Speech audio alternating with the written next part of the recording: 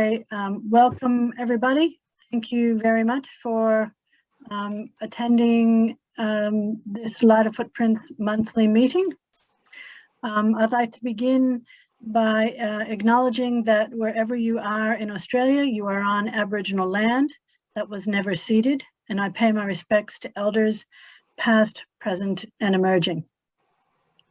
So I'd also like to note that here in Boroondara, the Boroondara Reconciliation Network is actively working with the Wurundjeri Woiwurrung Cultural Heritage Aboriginal Corporation and Boroondara Council on the development of a Boroondara reconciliation strategy. So for those people who are interested, I will put a link in the chat to the Boroondara Reconciliation Network's Facebook page, where you can find more information about that, but I'll do that in a few minutes. So thank you to everyone for joining us tonight. We now have Facebook Live going, which is fantastic. We are running this meeting without our usual Zoom master, who is Julian, who is off getting married. So bear with us if there are a few hiccups. So as I said, we'll be having Facebook Live. Margot from our social media team is going to be live tweeting this event, all of which is designed to extend the reach of our meetings and to engage more people.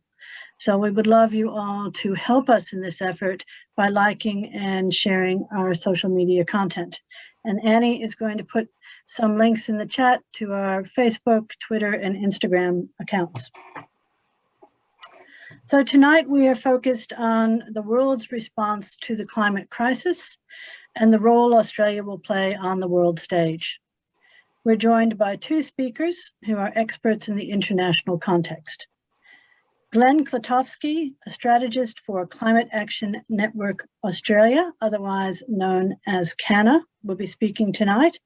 CANA is the peak body for climate action NGOs in Australia.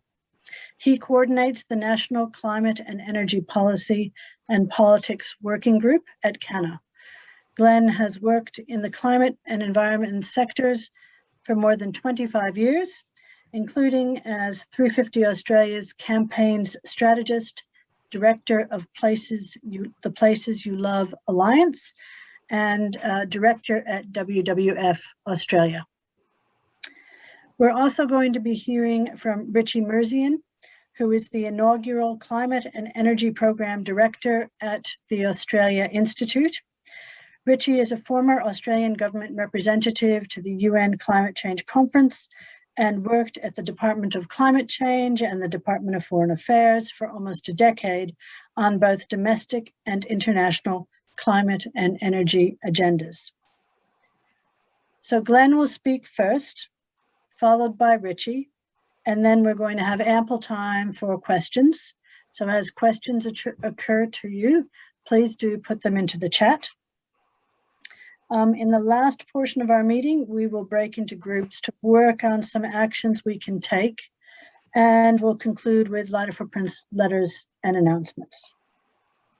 So if we can begin, please welcome Glen Klatovsky from CANA. Thank you so much, Lynn. Firstly, I'd like to really thank Lighter Footprints for the invitation. I have been watching with great respect this extraordinary community team. I think you punch well above your weight and are an inspiration to community activists around the country. I'm working on Darra country, and I'd like to pay my respects to them and also acknowledge that I have the great privilege of living in a beautiful and extraordinary part of the world, thanks in substantial portion to their stewardship of the land for tens of thousands of years. As Lynn said, I'm a strategist at Climate Action Network Australia. I have worked as a climate and environment activist for nearly 30 years. And I'll learn to turn my phone off, which makes me feel very old. I have had the advantage of watching climate activism and advocacy in Australia for several decades, and it goes through a whole range of generations of approaches and impact. At times it's been a very impactful movement, and at times it has struggled to have an impact. We live in a country that is incredibly complex and difficult with respect to climate policy, particularly at a federal level. We are one of the world's great producers of fossil fuels, and the fossil fuel industry has an extraordinary hold on our country. I am going to start primarily focusing on domestic. I know this is a chat about the global context, but I think it's really important to start with an understanding of where Australia is at. And then Richie is going to focus much more on where the global opportunities and risks are at this moment in time before we open up for Q&A. I've got a few slides, so I'll just share my screen now. Is that working? Yep, good, great. All right, so unfortunately, I am going to start with the domestic situation, and hopefully my slides will work. Come on, why aren't you working? They were working before, so this is quite frustrating. Let's see.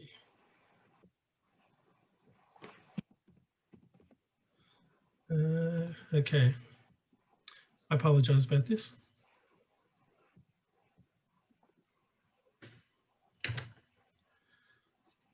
I might start without the presentation. Yeah, I'll give it one more go.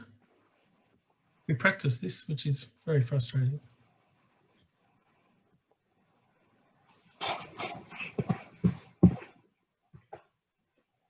There we go. So how have we gotten to where we are? We were tracking along okay until about 2013 as a nation. We had a regulatory legislative framework at a federal level to deal with our emissions, and that was having an impact, and our emissions were going down. The country, the business community, the community at large seemed to be relatively okay about that process, but we had an incredible destroyer of a opposition leader in Tony Abbott, who used very clever, very cynical political tactics to make climate change as an issue, a toxic issue which harmed the Labor Party. He took government in 2013, and from that point attempted to dismantle the entire framework which had been established in the previous administration. And in a great part, he was successful. Since then, the government has essentially ignored climate change as an issue as a government, in that there is currently no comprehensive legislative or regulatory framework around climate change as an issue, either in terms of mitigation or in terms of adaptation, or even in terms of other global responsibilities. And as global events turned post the Paris Agreement in 2015 against global action, particularly with the installation of Donald Trump as the US President, we've seen a government that has very comfortably maintained a anti-climate action focus and a pro-fossil fuel industry stance. In 2019, we saw a federal election, which has been called the climate election. Certainly climate change and the Adani coal mine were quite dominant issues throughout that election period and in the lead up to it. And we got an election result that I think none of us were planning on or particularly happy about. Scott Morrison, who had been recently installed as Prime Minister at the end of 2018, who as Treasurer had been a vocal advocate for the coal industry, and who as Prime Minister has an office full of fossil fuel industry advocates, was installed as Prime Minister and did an incredibly effective campaign around all sorts of climate issues, from the Adani mine through to electric vehicles and so on. It was not a great outcome for any action on climate change. Where are we at today? So we are in 2021. We have had 8 years of this government, 3 prime ministers, none of whom have demonstrated any interest in really prosecuting an adequate climate policy agenda. That picture on that slide there is of a gentleman called John Kunkel, who is the Chief of Staff of the Prime Minister and who has been a coal industry advocate for much of his working life.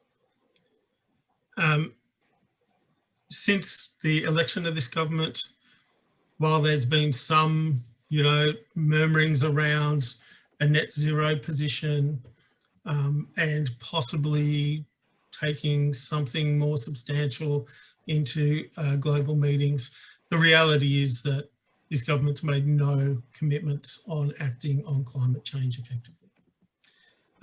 In fact, this government continues, and this Prime Minister continues to try and leverage cheap political points on the issue of climate change. You may have seen the Prime Minister's quotes last week from a business dinner where he talked about basically latte sippers, making irrelevant comments about how to deal with climate change. The other reality is that the next federal election must be held by May of 2022. So we know that there will be the opportunity for the Australian public to make a decision about who runs our country within the next 12 months. Meanwhile, the world has changed dramatically since the election of the Morrison government. Of course, there's been COVID. There's been the worst bushfires in recorded history. There's been the most severe drought for much of Australia in recorded history. There's been floods and a whole range of catastrophic impacts from climate change here and around the world. But there's also been incredible movement in the reality of providing energy in 2021 to the Australian public. In 2019, coal was still the dominant fossil fuel conversation.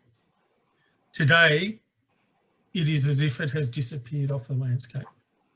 The government no longer talks about coal, it talks about gas-led recovery.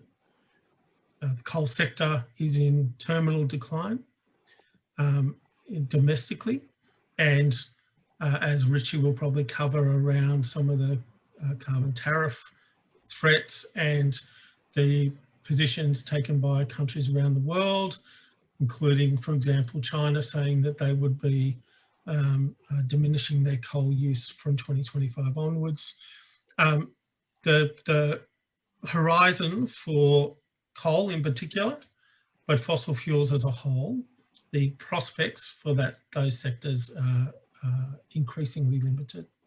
Meanwhile, renewable energy and firmed renewables with batteries and pumped hydro and other ways of ensuring that there's adequate supply of electrons 24/7 continues to decrease in price and has grown substantially even in the last couple of years, and continues to grow at an extraordinary rate, from housetop solar all the way through to massive projects around the country, starting in South Australia with the world's largest battery, what was, through to extraordinarily ambitious export projects, particularly in the north of the country. So I'm going to refer to the next speaker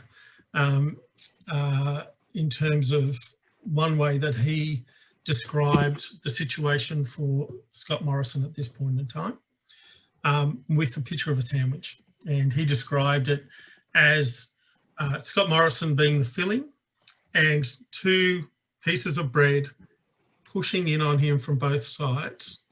One, domestic. He has an election coming. He has struggled to deal with climate change as an issue.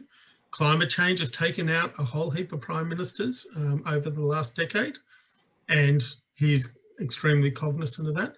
And then we have global pressures, which the global picture has changed substantially in 2021.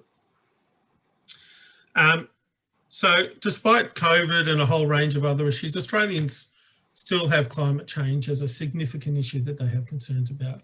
However, we need to acknowledge that that has not translated into who gets elected in federal elections over recent election cycles. The next election will be different to the last one. The issues will be different. There's a whole range of issues that are at the forefront of the public mind, everything from COVID and the vaccine rollout. The economic picture is vastly different for the national government. We have just spent $300 billion on keeping our economy afloat. And things like austerity and funding for aged care and disability care and a whole range of things will be in the mix. So it is a different landscape. He also, on the domestic level, has incredible internal pressures inside his own coalition. At the moment, there are maybe 4, 5, 6 senior politicians in the coalition who will essentially destroy the government if it undertakes action on climate change. That comes from Craig Kelly, who is no longer in the party. It comes from George Christensen, who has said he will not be running at the next election and therefore is likely to be an even looser cannon than he has been to this point. It comes from our friend who used to lead the National Party. There are a whole heap of very nervous coalition members of parliament and senators who are not as vehemently opposed to action on climate change, but who are horrified and petrified by the risks around those few men who threaten to destroy the government if the government moves on climate change. There are some progressive members of parliament in the Liberal Party in particular who would like to see the government take action on climate change and are running a reasonably effective internal campaign in shifting the government so that perhaps it could. We've also seen quite a bit of change in places like New South Wales, where the New South Wales Liberal government has an extraordinarily progressive policy on renewables, for example, and where the Energy Minister and Climate Minister is, I would say, more progressive on climate issues than members of the opposition party in New South Wales. So the political dynamics have shifted substantially for the Prime Minister, although there is this constant threat that climate will possibly remove him as Prime Minister even before the election. We also have a very different opposition. We have a different leader, and we have an opposition that has been chastened by the 2019 election result, incredibly nervous and uncomfortable, and for whom climate change is one of those issues where they took a big target strategy to the last election, and feel that that was a really bad decision. So they have shuttered the windows a little. They are certainly nowhere near as aggressively public about what they want to do if they were government on climate policy. They've changed the minister, Chris Bowen, which is not a bad thing. He's a powerful right-wing member of parliament, and he has appeared to be pretty good on climate policy, publicly and privately. However, they are very unlikely to take a big target strategy on climate action into the next election. In fact, I think if you've got a bet on that, I would get your money back as quickly as you can. There are also progressive independents. The election of Zali Steggall was a momentous outcome. It removed the leader of the climate denial sector of the party in Tony Abbott, and the most powerful member of parliament who fought against any action on climate change. And she annoys the crap out of them. However, Australia has a long history of a two-party system and not many independents getting up. So while I think it's important for us to look at how we can support progressive independence on this, I don't think we should, stake any sort of strategy on this stuff around the prospect of, say, a minority government. Speaking of minority government, Scott Morrison's very close. So while he won the last election, he is barely holding on to government. So anything could happen in the next 12 months. A member of parliament could pass away. There could be defections, you name it, who knows. So it is a really interesting and complex landscape for the Prime Minister. I'm going to hand across to Richie now, but I just want to start quickly. This slide shows you the White House website from January 2021, the day that President Biden was inaugurated.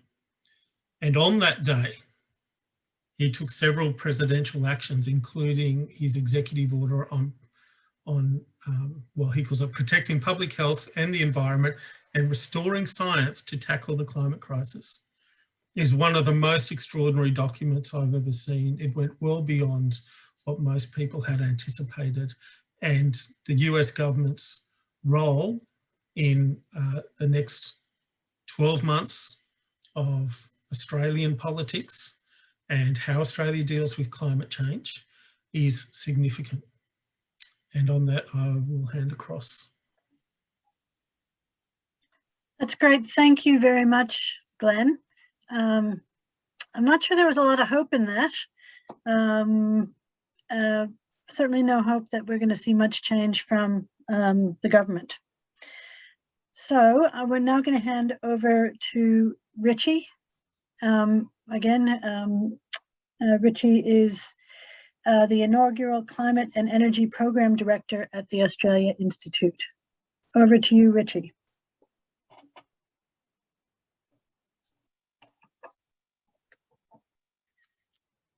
And Glen, maybe you stop screen sharing? Yeah, I can stop sharing.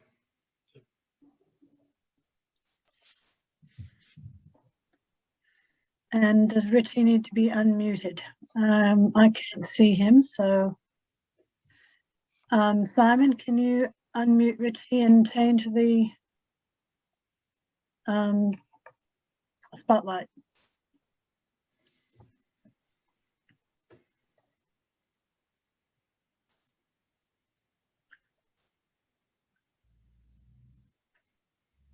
There we go.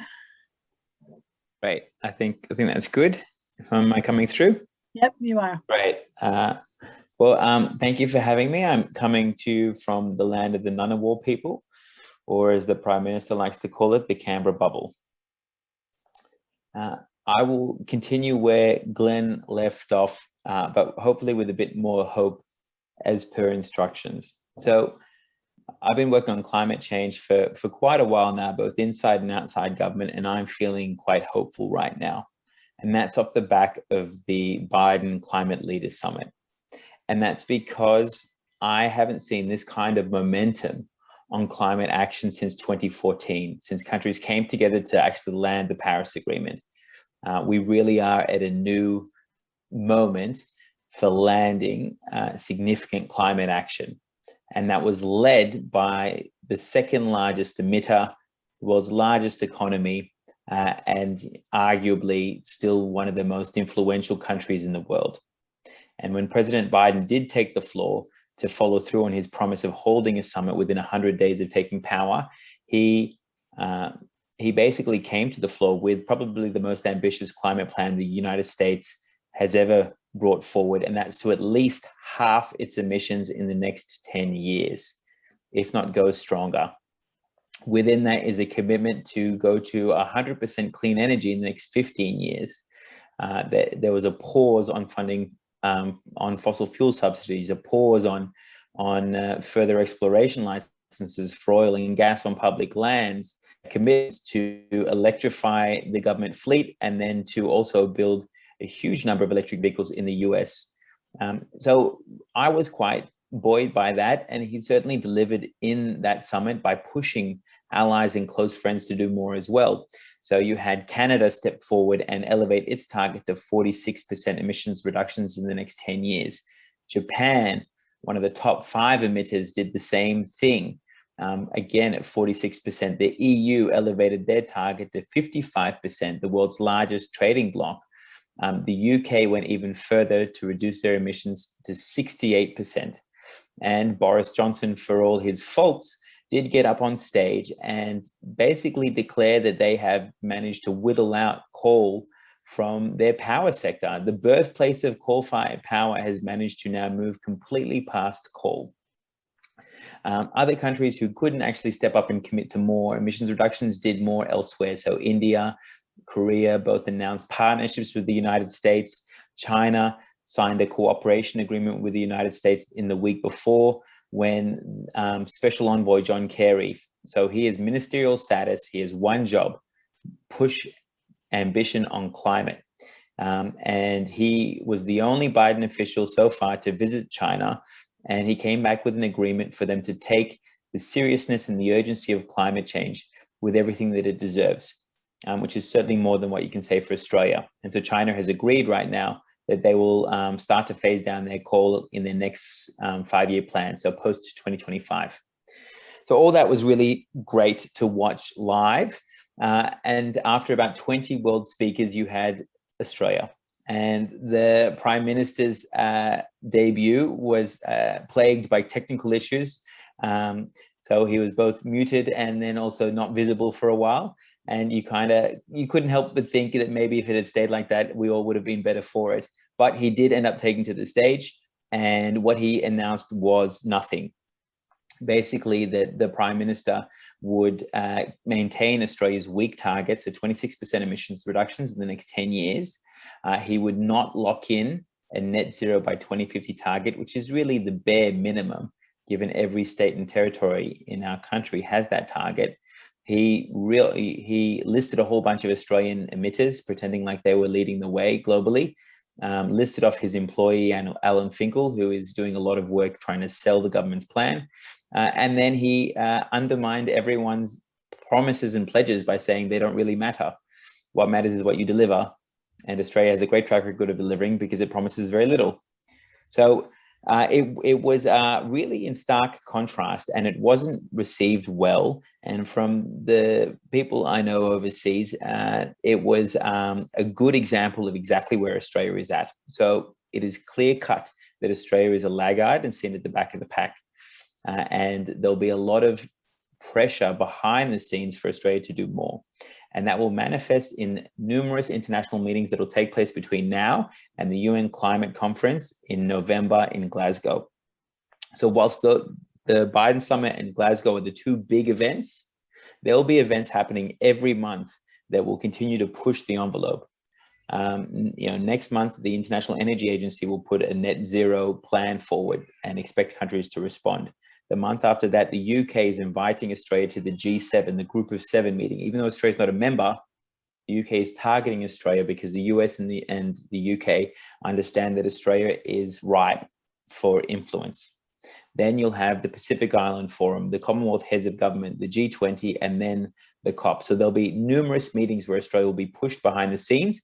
And the way diplomacy works is Australia will be encouraged publicly. They'll be told that they're doing a good job, that sure, everyone likes technology, let's invest in new technologies, we'll work with you on that plan. Privately, they'll be pushed. Eventually that'll flip and you'll start seeing a lot more forward language. You'll start seeing more of the sticks come out, not just the carrots. And that'll take the form of border adjustments, which we know the European Union is looking at seriously bringing forward.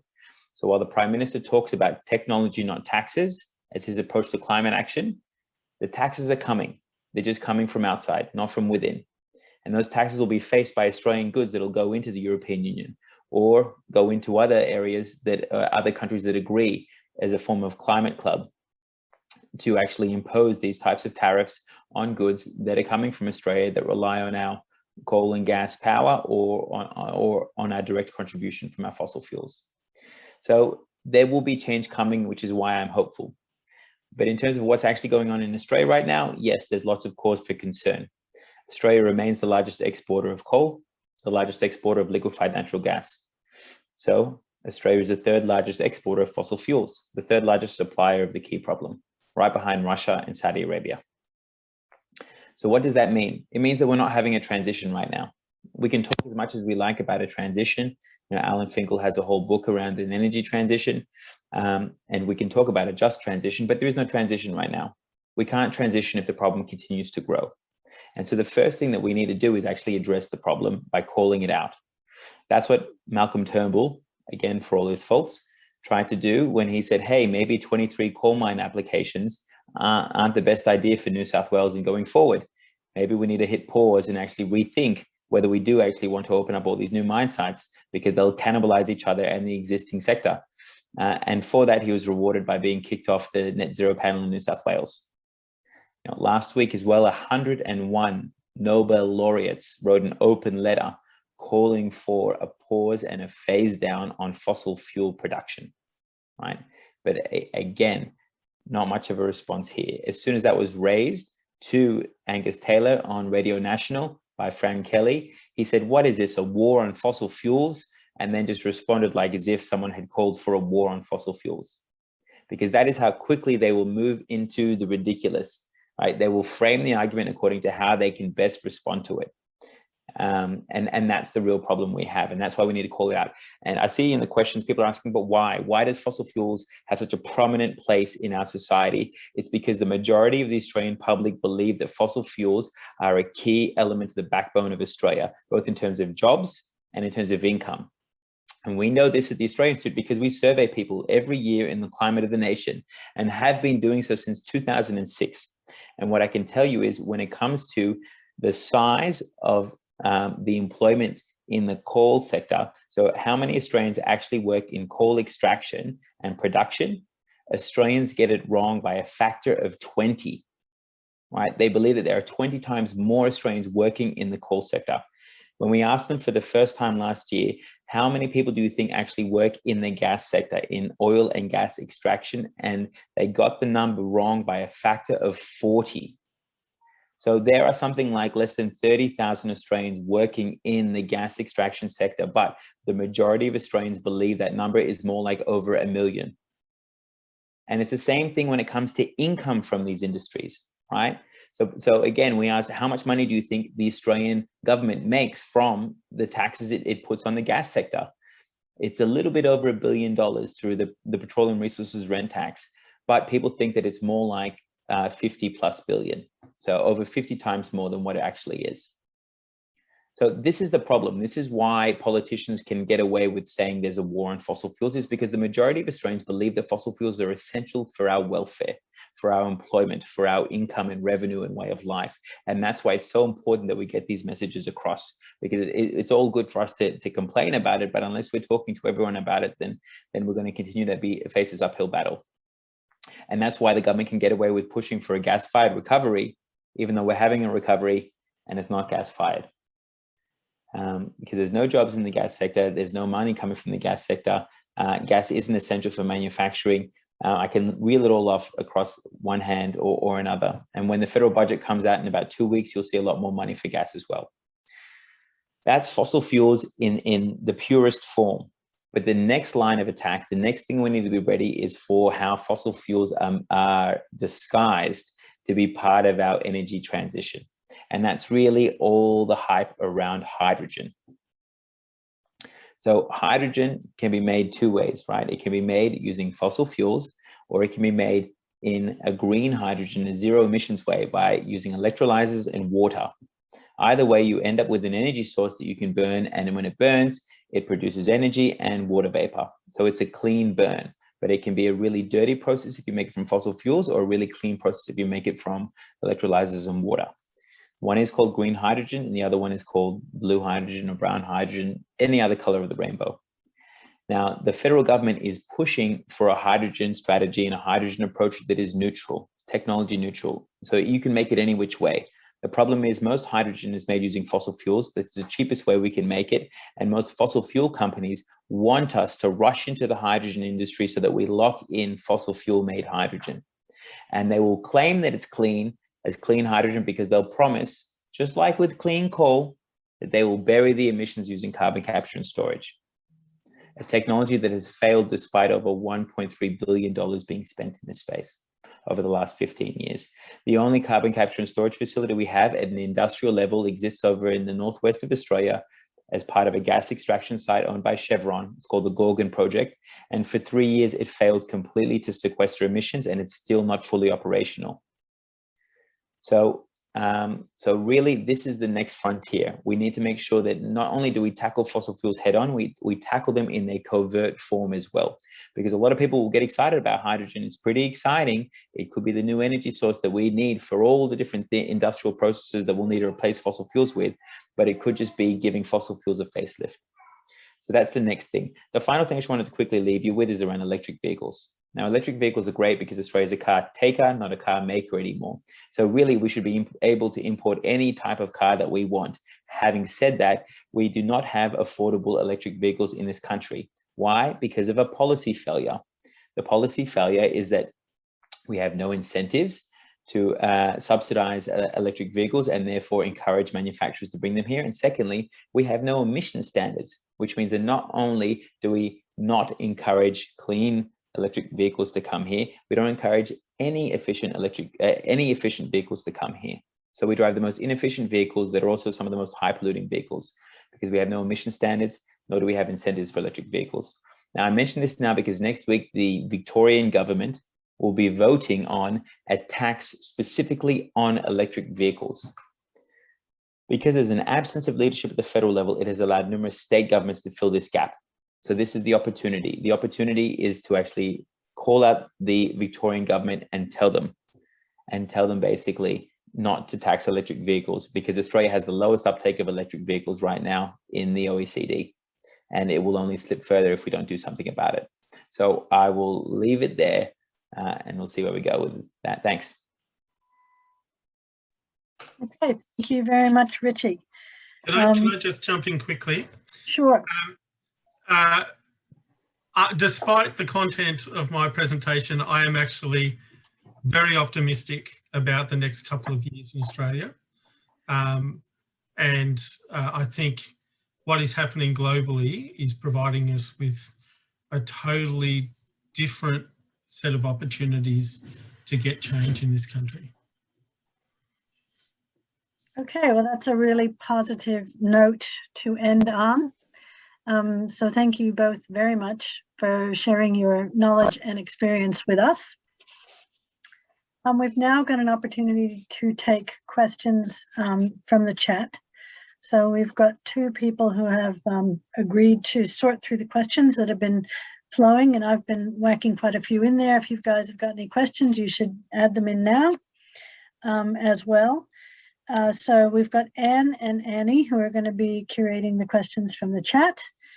So I guess I'll throw to Annie first. Over to you. Perfect. Thanks, Lynn. So a lot of questions we've had about, I guess, the states and what their role could be, which is what Richie just finished talking about. how do you explain the state capture by the fossil fuel industry? Is it just about donations? And I guess on a federal level as well, is it just about donations why we're so captured by the fossil fuel industry? Can I have a first hit at this one? Go for it. I think there's a whole heap of reasons why the fossil fuel industry has such a hold in Australia. One is in 1798, a boat went past Newcastle, saw a black seam in the hill as it was going past, and the captain of that boat went, "Wow, I know what that is." And so in a place like Newcastle in the Hunter Valley, the coal industry has been there for well over 200 years. The first ever export from our country was coal back to the United Kingdom. So culturally, particularly in places like the Hunter Valley, the Latrobe Valley, and so on, there is deep, deep connection. It's not just financial. There are third, fourth, fifth generations of families who have worked in the coal sector, in the oil sector, and so on. Secondly, this industry has been the most financially successful industry in history. Exxon has earned more money than any corporation has ever done, ever. And until a couple of years ago, it was still extraordinarily successful. That money has bought power in the places where policy decisions are made. Washington, DC, London, Canberra, Beijing, those industries have unbelievable economic and political power, and it's not just a new thing. This has been going on for 100 or more years of a deep connection. And you just need to look in Australia. If you have ever spent any time working in WA, which I have, it doesn't matter which side of politics, the Premier's office will be staffed to a large extent by people from the gas industry. If you go to South Australia, exactly the same. If you go to Queensland, you will find people who have worked in the coal industry in the halls of power, not as coal industry lobbyists, but as staff members, or members of parliament. It is deeply cultural, it is deeply political, and it is historical. And it takes a long time to break those barriers. And as I showed on one of my slides, perhaps one of the most powerful, if not the most powerful political operator in this country is the Chief of Staff of the Prime Minister, who used to be the Deputy CEO of the Minerals Council of Australia. So there is such a deep ingraining of this industry into all facets of power in Australia and in pretty much every major economy. Yeah, I probably don't have much to add to that. I think Glen nailed it. Like when it comes to donations, that's the tip of the iceberg, right? There is just so much more that sits underneath it, and it permeates not just obviously the coalition, but Labor as well. And you can see that, right, in terms of how it plays out. And not only do these politicians feel empowered to wreck the joint, they also feel like they have very strong grassroots support back home. And yeah, and the other element to that as well around coal and gas is just that those jobs from those coal workers, even if people don't really know or exist in those communities, they're well unionized and they're also well paid. And you don't have to have high education to actually get one of those well-paid jobs. So a friend of mine who's a high school teacher just west of Ipswich will tell you that all the boys in his class, they don't want to go into uni. They want to be truck drivers in the mines, and only one will get that job. But that'll be enough for the entire school year to jump about and protect that industry, because they see it as a clear ticket to something better. And so if we are, as part of this broader picture as well, giving up these jobs, it's not clear that we're moving to the same kind of high paid, secure employment that once was created as well, and that has such a deep cultural link back into our society.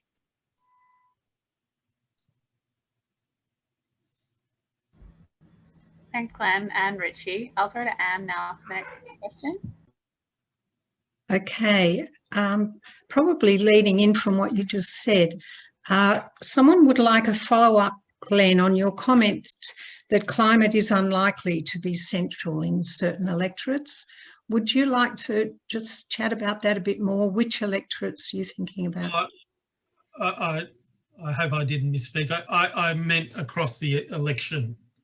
So in the last election, climate and Adani, and they seem to be almost separate issues, bizarrely enough, were incredibly prominent. You know, when you saw leader debates and community town halls, you know, run by Sky News, and they were just such dominant issues. I doubt very much that will be the case in this election, partly because both parties are nervous and uncomfortable about the issue. Labor, as I said, wants a small target on climate, so they're not going to be pushing it as a primary issue. The other thing too is the world has changed since the last election. Like, COVID has changed everything, and so there are a plethora of issues. I think austerity will be the fundamental issue. Whether the government is going to go down an austerity route because of the amount of money it has spent on COVID recovery, or whether they don't, I think will be a much bigger issue.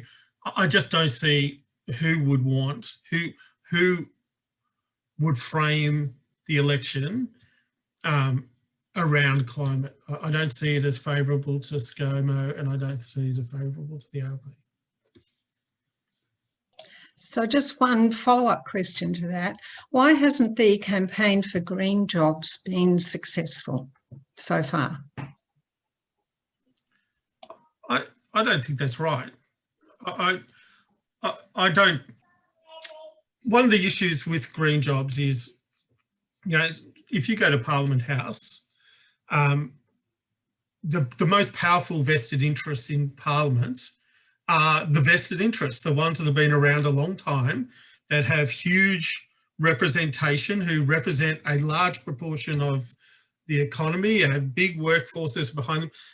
The green jobs movement isn't there. So it's hard to be a major, powerful voice when you don't have 180,000 employees in your sector that you can demonstrate, you know, and as Richie said, you know, that there are real questions around some of these, say, jobs in renewable sector that tend to be not paid as well, not as unionised. You know, there's some projects that, you know, are pretty uncomfortable. But at the start of the discussion, the issue is that sector is just simply not as big as it needs to be to have a huge influence. Having said that, I think people are becoming more and more enthusiastic about the range of options, from climate jobs or a range of other green jobs. I do think people are really supportive of it. It is starting to grow, and it is starting to get some greater representation in the halls of power. I just quickly add, it's because it's dissipated over numerous electorates, whereas coal and gas jobs are usually centered on particular locations. Like, there are more, like there's 3 times more jobs in the renewable energy sector than all the gas and coal power job sector jobs in this country, right? But they're spread out, and they can be casual, and they're not necessarily well unionized or well represented. And a whole bunch of green jobs aren't seen as green jobs.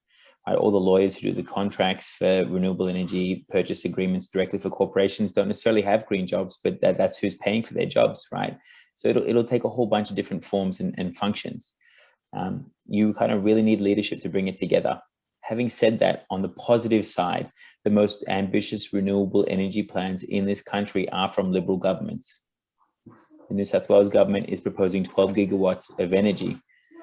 The South Australian Liberal government want to get to 100% clean energy by the end of the decade. The Tasmanian Liberal government want to get to 200% renewable energy. So whilst at the federal government it looks pretty bad, at the state government level, it can be actually quite good. So they might not necessarily call for an end for coal and gas, but they will call for a lot more renewables. And that's because, in Matt Keen's words, he is a capitalist, and that is the cheapest way that you can replace old clunkers. And so there are different frames that we can use, and it might not necessarily be what we like, and it might not necessarily have the same vision, but it might have the same outcome.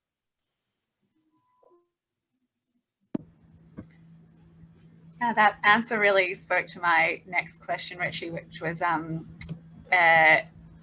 the states and their targets. So I guess, do you think the Australian states will improve their targets this year? And I guess tying onto that, what's the chance that Victoria will adopt targets similar to Biden's targets? I don't follow state politics as closely as I do Canberra, just by the nature of my role. But I can tell you the Victorian government unfortunately decided to delay its mandated requirement to bring forward 2030 targets because of COVID, but then still found the time to come up with a tax just on electric vehicles during COVID. So it just shows you priorities, right?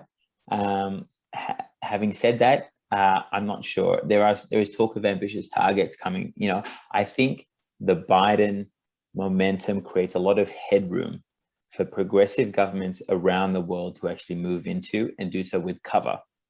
And that will hopefully buoy Victoria to actually do so. And it will also give federal Labor the opportunity to bring something forward.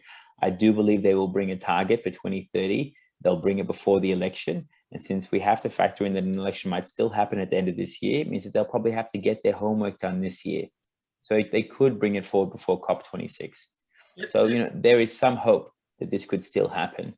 And there's certainly the momentum to do it. And what our job is, collectively, is to connect the international momentum to have domestic impact.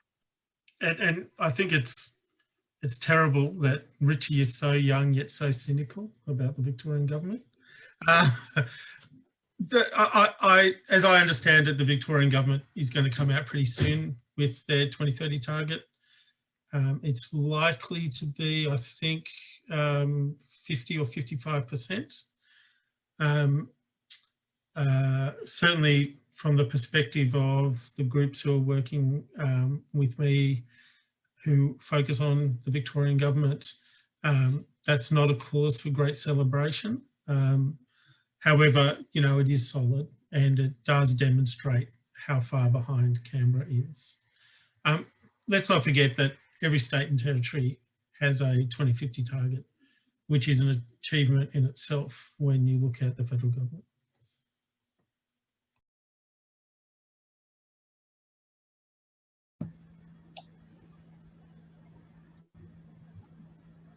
Okay, shall I ask now, Annie? Yeah, go ahead, Anne. We've had several questions now asking things like, what can we do? A group like Light of Footprints, how can we be most effective at this point? Maybe things like the top 3 points we should be writing and talking about with our MPs, something like that. So whoever would like to take, that's a question to both of you. Whoever'd like to take it first. Do you want me? I'll have a crack, Glenn. 3 practical things for any politician to take forward. The first is a commitment that their state or their local council or the federal government only commit to producing green hydrogen. It's pretty simple for obvious reasons. That is the energy that will be demanded. That is the energy of the future. There is no emissions involved, and Australia is best placed to capitalize on this if we invest in it now and without the distraction and the potential destruction of fossil fuel-based hydrogen. The second is we need to get off gas. We need to unlock the ability to build new suburbs without gas connections. We need subsidies to allow people to switch their appliances to electric. Basically, we need to electrify everything, right? We need to electrify our vehicles, we need to electrify our homes, we need to electrify our industry. But the easiest thing to do in homes is to just electrify your appliances and to turn that gas tap off, and subsidies to do that help, and they certainly do work here in the ACT. The third thing is we need subsidies to lower the sticker price for electric vehicles. We need to make electric vehicles affordable for everyday Australians, because right now they're too far beyond their reach. And the reason why is because electric vehicles are cheaper to fuel, they're cheaper to maintain, but they're not cheaper to buy. And so to make them accessible for everyday Australians who need to make every dollar count, we need to help bring the sticker price down. So waiving stamp duty, removing taxes on the importation of electric vehicles would all help. And so those are three practical things that we could do. If you want something a bit loftier on top of that, this is what is, in the words of President Biden, the decisive decade. We need ambition, and we need it this decade. So whatever the 2030 target is for any state or territory, it's not good enough. More should be done, and we want to see that raised, much like it's being raised internationally, so too should it be done domestically. While net zero is great, that is, 10 electoral cycles a week. We need action in the next 10 years, and we need to start that now. I'll throw one or two additional practical ones in. Number one endorsement is ambition. Like, this is the decisive decade. There are huge opportunities for Australia, unbelievable opportunities for Australia. But there's a couple other practical ones as well. One around EVs is the infrastructure for electric vehicles. There needs to be public investment or incentivising the private sector to provide the infrastructure for electric vehicles. The other one is the infrastructure around our electricity network. The biggest issue we're now facing, no, I won't say it's the biggest, a substantial concern is as we are rapidly transiting to green electrons, whether it be rooftop solar or it be solar and wind projects, renewable energy zones, the requirement for a new Marinus link between Tasmania and Victoria, all of these things are public expenditure items. They are a substantial cost, but they are required for us to facilitate the rapid transition from black electrons to green electrons. And it's not sexy, but it's absolutely pivotal.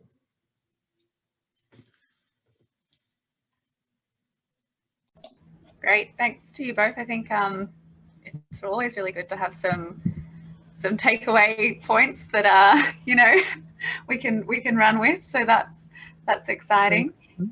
A little bit pertinent to us in this where Lighter Footprints is based.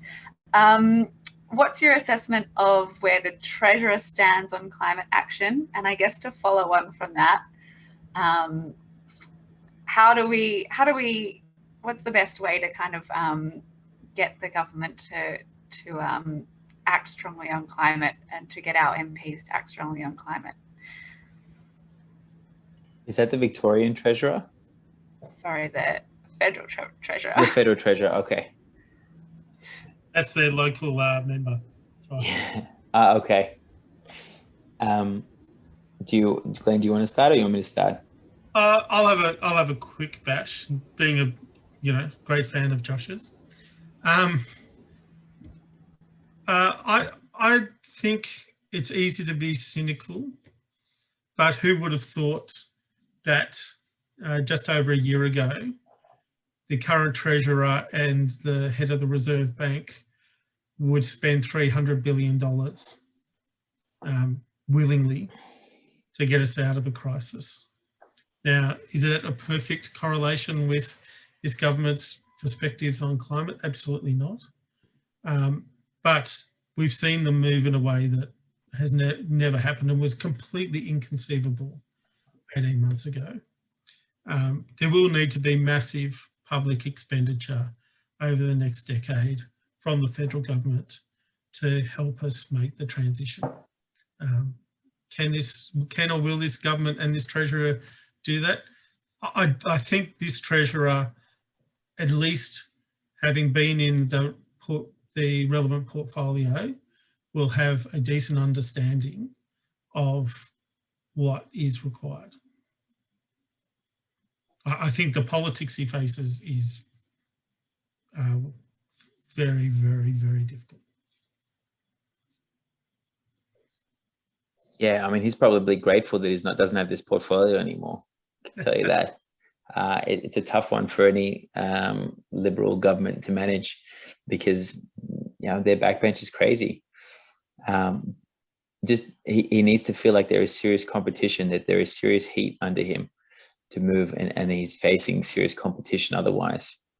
He needs to be out there saying similar things to what Trent Zimmerman or Katie Allen, like he needs to be basically saying similar things to them. And the fact that he's not means that he's not feeling the same kind of pressure, or he just feels really secure in his position. So he should be out there, and he should be pushing for a lot more, and he has the means with which to do so. And he's not philosophically opposed to action on climate change. He's not a climate denier. No, from my understanding. No, just politically wary. He's very cautious politically, but who wouldn't be in that party? He sits near Barnaby Joyce. Well, yeah, he spent so long pushing for the national energy guarantee, only to see it topple the prime minister. Yeah. Right. So the lesson learned for him is, do not stick your neck out on climate; it will get chopped off. And so he needs to feel like the alternative is that he will lose his seat. I think Lighter Footprints has done an amazing job in Josh's electorate, and he feels the heat in his electorate, which is absolutely justified.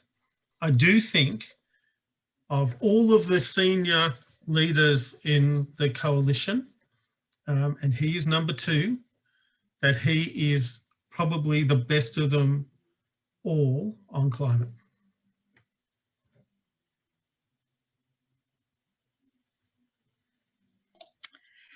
Okay. I don't know if that's cheerful news or not. Would you like me to end on a cheerful note? No, you're not allowed to end just yet. Just one. Yep, sure. All right. Well, look, the largest projects in this country used to be oil refineries and gas fields and coal mines. And my parents migrated to Australia to work on an oil refinery. My dad is in the oil and gas sector for 35 years. Right. But the biggest projects now are solar and wind farms. And there is one in the northwest of Australia that is about 8 times the size of Canberra. And that is the first of many. So we're going to see a revolution here in terms of what's going to be built and what's going to be produced and potentially what's going to be exported. And it is happening despite the federal government. Now, it needs to happen sooner, and we need to be doing more with it so we can extract the opportunities that come from it. So that's why we need to change the federal government, but it is happening. And it is something that we can all be hopeful for, but we need to accelerate it. And that's really where our job comes in. Terrific. Thank you, Richie. I think there's still time for another question. Just going back a bit in the chat, there was a question about what's your view of the role of the Greens in the Senate and their chance to hold 12 seats in the Senate. So that's to both of you. I sat through a pretty comprehensive analysis on the Senate last week. Good, credible analysis. I don't think there's any chance at all that the Greens will pick up additional Senate seats. They may pick up one. That's South Australia, yeah? Yeah. Mm. Having said that, One Nation's not looking very well. Okay, well, we might wind up on that note. So just a big thank you to our two speakers tonight, and thank you for taking so many questions for us. I am going to walk away with a couple of phrases, one of which is the Biden momentum. I really like that. The decisive decade, that's another one I'm going to run with. And also that Josh should be pushing for more, and our role is to push him. So thank you very much to our speakers. This ends the speakers portion of the program, but don't go away, because we now get to the action portion of the program where we all get an opportunity to think about some action that we can take. Before we move there, we just have a big, clap your hands for our speakers and thank them very much for coming and giving us their evening time. It's very much appreciated. Thank you. And you guys are such an inspirational group of activists. Don't underestimate how effective you guys are. That's Thank right. you. Thank you very much. And if there's any questions we didn't get to, or if you want any of the sources or resources that we talked about, I'd be very happy to send you a full list of all the reports that I've mentioned. So just send an email and I'll go ahead and circulate it. And I've just put my email into the chat. Fantastic. Thank you. We will be following that up. Much appreciated. Thank you. Okay, I'll hand over to Mick. Okay, thank you, Lynn. Thanks, Richie and Glen. Well, that's so much to think about, and I think there is, a lot of reality there, but there's a lot of positive understanding of the battle ahead, and I think some really good pointers to that. Now, what we're going to do in the next couple of minutes, in a couple of minutes' time, we're going to move into 3 breakout groups. And I think picking up on the theme where there is so much positive momentum, there are so many positive ways that we can all get involved. So I think these 3 breakout groups I'm about to describe are just the perfect segue for people to take this fairly, wide, challenging reality of what we're up against into some really positive action. So the first one, and these groups, breakout groups, are going to be put into the chat, and you'll be able to self-select. Everyone on this call will be able to self-select which breakout group they want to go out into. So keep your eye on the chat for being able to select which one. The first one will be on the school strike, convened by Annie Neal. The school strike, carrying on from Greta Thunberg. I don't know who saw Greta Thunberg last week or the other night on the ABC. Go and have a look on ABC iView. But the school strike here in Australia is on the 21st of May. It will be countrywide. There will be in a capital city near you. For most people, that means in Melbourne. So if you want to jump into that one to discuss what we can do to support that. The second one is the letter writing. This is convened by Ray Peck, and Ken Parker will be joining him in the breakout room. The letter writers, I think, are on track, and Ray will correct me, so I'm not going to say what it is because we'll hear from Ray in a little while anyway. But these guys are breaking records, monthly records, in newspapers and the press all over the country. So the second one will be writing to newspapers, not only newspapers, writing to MPs. And we have seen, not so much in the last 6 months, but we have seen when you write letters to MPs, particularly if it's a hard copy, and they see you sometimes dropping it off, that can lead to a conversation. And so that'll be a great one to go talk about as well. The Climate Council's released a report, Aim High, Go Fast report, which I think there's a link in the chat to that also, the Aim High, Go Fast report. So If you want to talk about letters to MPs or the newspapers, jump into that one. And the third, but not the least, is being convened by Lynn, getting meetings with, and probably to the last point of the last question, getting meetings with Frydenberg and the senators. And what are the things that we want to talk about? I think Richie's mentioned 3, Glen mentioned a couple, but also, you know, this report. I think there's a really, maybe, you know, 3 months ago, we would have struggled to come up with that agenda for those meetings with Josh Frydenberg and the senators. But I think we're at the point now we know what we want. It's been brought back to 2030 and we know what we want. So we're going to thank you to everyone that has jumped into those calls and the conveners. That's great. What we're going to do now is move to get an update on the letter writing from Ray Peck over the next few minutes. These guys are breaking all records every month. So over to you, Ray. Okay, thanks, Mick. I'll just try and share my screen.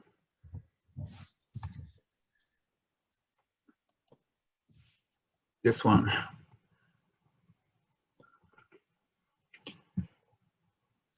Okay, can everyone see that? Great. Yeah, see that, Ray? All right, thanks, Mick. Yes, so just quickly, I'm going to report on the month of April and where we're at the moment. It's looking like we're going to break it yet another record. So January was a record, then we broke that in February, we broke it again in March, and it's looking very like we're going to get close to setting a new record in April. Our previous best record was 79 climate letters, as you can see on the graph, in March. And we're currently today sitting on 77, but we've still got 2 days to go. So I reckon we're going to get there. That's a very good effort, folks. This is where we were in 2019, where we're averaging 19 letters a month, climate letters a month. In 2020, we doubled that to 39 climate letters a month, and we're now averaging 66 climate letters a month. So that's not a bad effort either, a rate of progression. Where do we get published? I hear you ask. We mostly get published in The Age. You can see we've had over 100 letters published in The Age so far this year. Only 45% of them, though, are on climate. Our Age readers have a lot to say on other matters. The Herald Sun's going gangbusters compared to last year, John, isn't it? We've had, what is that, 53 letters published in the Herald Sun already, and over 70% of those are climate related. That's fantastic, getting climate letters published in the Murdoch press. The Australian Financial Review is always very supportive of our climate letters, and the Australian, look, our highest percentage of climate letters has been in the Australian. 14 climate letters, amazing. But what about our interstate and regional papers? I also hear you ask. There's a list of them there. You can't see, it's too small. Here are the top 4. The Northern Daily Leader, 16 climate letters. The Illawarra Mercury in Wollongong, 12. The Northern Territory News, of all places, 10. And the Canberra Times, we're going gangbusters there as well. Ross Hudson is responsible for most of those 8. Altogether, we've had 123 climate letters published around the country. And look, the Northern Daily Leader, 16 climate letters in Barnaby's home electorate, Tamworth, you beauty. So far, we've had 27 lead letters. That's the first letter, the one the editor chooses, often accompanying with a photograph. Jill Dumsday is having a fantastic year. Jill has scored 4 lead letters, closely followed by Rob Brown. And this is what Jill's lead letter, most recent one, looked like in the Sunday Herald Sun. Again, getting such a lengthy climate letter in the Herald Sun is an amazing achievement. And look, the editor even put a lovely photo of coral in there. Jill packed a lot of information in about food webs and biodiversity. A very interesting letter to read. That's why the editor liked it, I think. Carol Ingverson in the Australian Financial Review, a national paper, the lead letter. And the topic is on renewables. The government justifies the proposed gas-fired power station as the means to ensure renewable energy, and the rhetoric is shifting away from gas. So powerful words from Carolyn. When she gets an idea, her words just flow. You have to read them. And look, you beauty. We haven't had many cartoons this year, but Carmel McNaught wrote a clever one. Just read that.